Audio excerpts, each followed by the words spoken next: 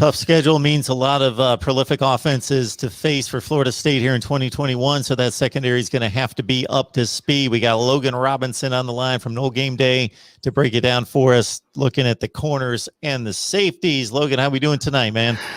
Doing fantastic. We just had our first scrimmage of the spring, so we might have a little insight on what to look at the defensive backs. So ready to talk some ball. We're getting close to the spring game on April 10th, so looking forward to talking some defensive backs. Always fun at Florida State to talk DBs.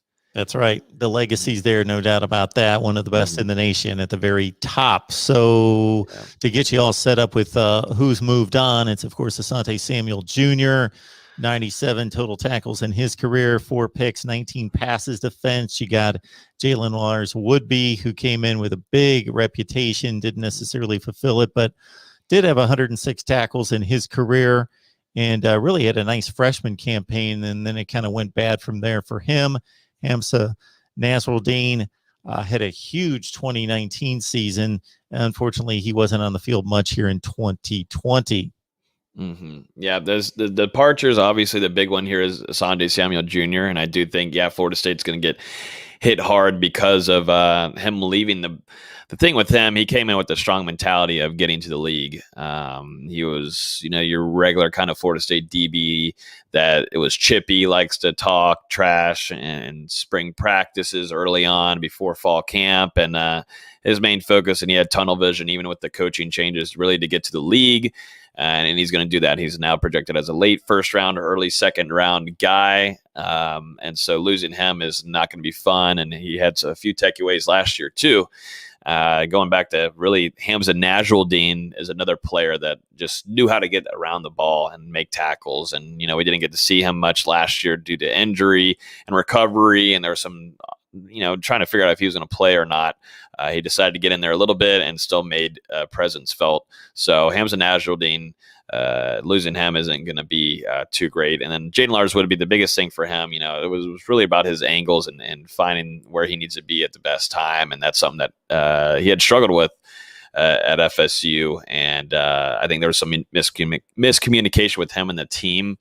And he's now off at Boston College. So a few decent guys that we aren't going to see on the field next year. Obviously, Asante Samuel Jr. being the biggest one, and by far that is going to take Florida State for a ride there with the hit. But there is still talent there. Florida State always brings in talented DBs across the country, and so that's what we'll be talking about here soon. Got Logan Robinson on the line from No Game Day. Please check out their platform. They got a lot of great stuff tracking Florida State football every day over there. And, of course, lock it in right here as well. Voice of College Football. Please like, comment, share the videos out on social media, and subscribe. That way we're going live. And if you have no idea that we go live every Wednesday at 6 o'clock with Logan and the boys talking Florida State football, that's the place to be. Again, Wednesday at 6 p.m. Eastern Time. And, of course, if you can't make it, you catch the replay. So with this roster coming back at the safety and corner positions, who do you like coming back? There's a good amount of guys, and definitely I get a little cheat. I'm kind of got like a little cheat sheet now after we had a first scrimmage, Mark, because we talked about that on our show this Wednesday night, but.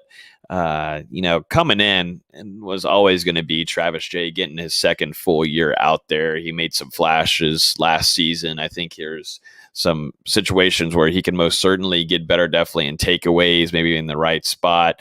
But I think this as a whole, not only are the players I'm looking forward or I'm keeping an eye on, but this coaching staff with Coach Woodson and Fuller, find out who needs to be where, what fits best. I think Florida State led into this last season not knowing particularly who needed to be in these areas. We saw a lot of changes at cornerback while, Asante Samuel Jr. held his own, which, that's Asante Samuel Jr. That is, like we just talked about, NFL product. But, they were trying to figure out who's going to be that number 2 guy opposite side of Asante Samuel Jr. That's not only if we're looking at the players now heading into this, but we got to keep an eye on this coaching staff and who they're going to be putting out there. But guys like Travis Jay, Jamie Robinson, physical, kind of going to be your nickel guy that came in saying he wants to be the most physical since, he wants to be the most physical nickel that has come through Florida State. And that's not going to be easy to do if you're talking about a previous guy like LaMarcus Joyner.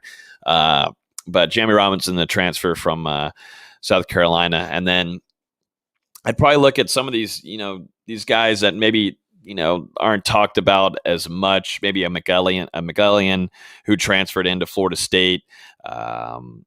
Kevin Knowles, also a name that Florida State has some high praise on. I think there's maybe some sleeper guys that might come out of nowhere. I know Brandon Moore, from what we've been hearing since the beginning of spring camp, transferred, practically in tandem with Mackenzie Milton coming from UCF, who's coming back from an injury. We've been hearing some great things about him. He's a chirpy guy. Not really the nicest, but don't really care if he's nice. It's football. And if you're a DB, if you're a lockdown corner, they're not usually too nice, and it fits the mold for someone that wants to be really good. So I think there's a lot of names to be excited for. It is Florida State. They're always going to reproduce a defensive back. To note here, we kind of got a cheat sheet here, but Demore Tate is probably would have been in my top 3 just now. Probably my top 2, actually, because I was predicting him to be the number 2 guy opposite of, he was going to be one of the starters at corner.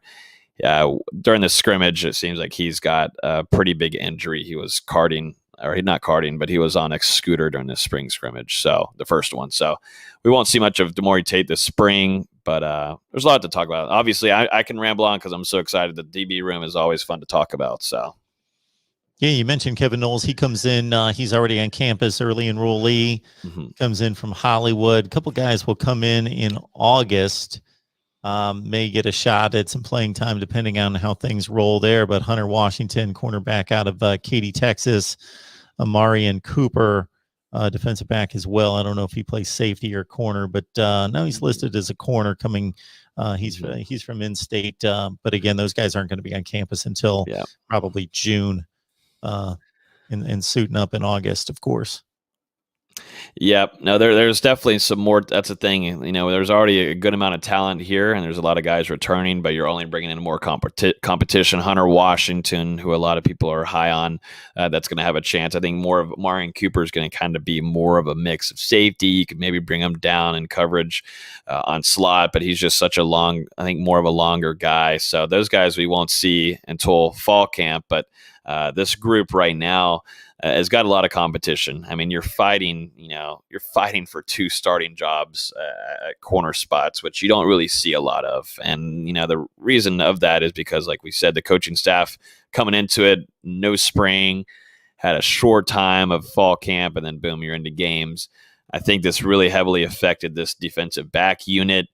I think, going to jobs that I think are potentially solidified would probably be a Travis J / Renardo Green, just of returning guys from FSU. There's just there's a good amount of transfers that have come in that have experience at the college level that are going to fight to try to get PT out of them. How does the safety spot line up? Do you think that'll be pretty strong? I think definitely after looking at the spring scrimmage, the way that Florida State's going to want to use these guys, definitely like a Jamie Robinson who just transferred from South Carolina, they're going to want to use him to jam up whoever's on him. I mean, he's a physical guy. He said it in his press conference coming in. He's going to bring the physicality, but Jamie Robinson, I think, is going to be a big fit. You're bringing back Brendan Gant. We haven't even talked about him yet. I mean, there's so many names here, but Brendan Gant, another physical guy that these two are going to be competing with one another between positions. But it all depends on, who fits over here. You got Travis J, you got Renardo Green. Where do those 4 kind of mix the best? It's really about the free safety spot and the other position. It's going to be, I'm trying to do my math here and try to go through what we saw last year, but Travis J was more of a free safety along with Renardo Green. You also got Sidney Williams, who might be a sleeper guy. I think there's just tons of talent there at safety. It's just really going to depend on who you're going to put where. And this is where the spring practice is really going to be huge for this second year coaching staff. Definitely for Woodson and Adam Fuller. Where do these guys fit the mold best? Where's the chemistry lie with them? And we'll see. The safety room, though, has a lot of competition ahead. And you saw Jamie Robinson flash that physicality at the scrimmage, right? We did see Jamie Robinson really, he was the most physical guy on the line. Him and Brownlee, I think, on the line, jamming you right there right off the bat. Those two guys fits the mold for Jamie's name. He's going to jam you right there on the spot. But not only that, but in coverage, he was the most locked down on Saturday during the scrimmage. He looked great in red zone, watched him throughout a whole entire play in the red zone, and created a great defensive product and was not allowing Jordan Travis to find 6 there. So then, they got to see him go against Cameron McDonald, who laid a big hit on Jamie laid a big hit on Cameron during this spring scrimmage. And Cameron McDonald's not a small cat either. So that goes to show Jamie Robinson is going to bring the physicality. I like the way that he was in on coverage. I think that's something we'll keep an eye on going into the second scrimmage here on Saturday morning. But Jamie Robinson, I think, has a bright future for a lot of PT this upcoming season. A lot to figure out at corner and especially safety for Florida State during their spring sessions. Logan took in the first scrimmage. He's headed out again for a second scrimmage on Saturday. And we'll have an eye on the secondary, definitely. So Logan Robinson from Knoll Game Day. So check out what they do over there. It is first rate, full throttle, all the time. Florida State football coverage. Good stuff there. Logan, we always appreciate you stopping by. Thank you. I appreciate you having me, Mark.